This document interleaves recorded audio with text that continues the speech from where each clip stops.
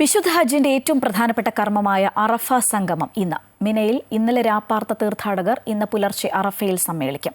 അറഫയിൽ പകൽ പ്രാർത്ഥനയിൽ മുഴുകുന്ന തീർത്ഥാടകർ അസ്തമയശേഷം മുസ്ദലിഫയിലേക്ക് നീങ്ങും. വിശുദ്ധ ഹജ്ജിന്റെ പ്രധാന ചടങ്ങായ അറഫ സംഗമം ഇന്ന്.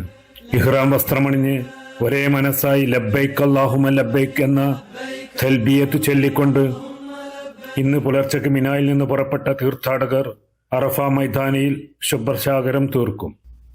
അറഫയിലെ നൃത്തമാണ് ഹജ്ജിലെ ഏറ്റവും സുപ്രധാന കർമ്മം. ഇവിടെ ഹാജിമാർ ഖുർആൻ പാരായണം ചെയ്തും തൽബിയത്ത് ഉച്ചരിച്ചും പ്രാർത്ഥന നിരതരാവും. ഉച്ചനമസ്കാര സമയത്ത് അറഫയിലെ നമീറ പള്ളിയിൽ പ്രവാചകന്റെ ഹജ്ജ് പ്രസംഗം അനുസ്മരിപ്പിച്ച് ഇമാം പ്രഭാഷണം നിർവഹിക്കുന്നതിൽ പങ്കെടുക്കുകയും നമസ്കാരം ഒന്നിച്ച് സംഘടിതമായി നിർവഹിക്കുകയും ചെയ്യും. ഹാജിമാർ അസ്തമയശേഷം മുസ്തലിഫയിലേക്ക് നീങ്ങും. ഇവിടെ രാപ്പാർപ്പിന് ശേഷം നാളെ പുലർച്ചെ വീണ്ടും മിനായിലേക്ക് പോകും.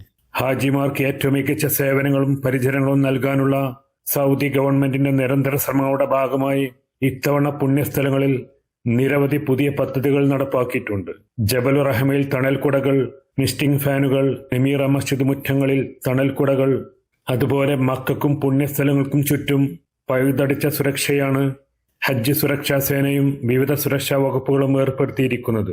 സുൽഫിഖറുദായ്, അമൃത ന്യൂസ്, ജിദ്ദ.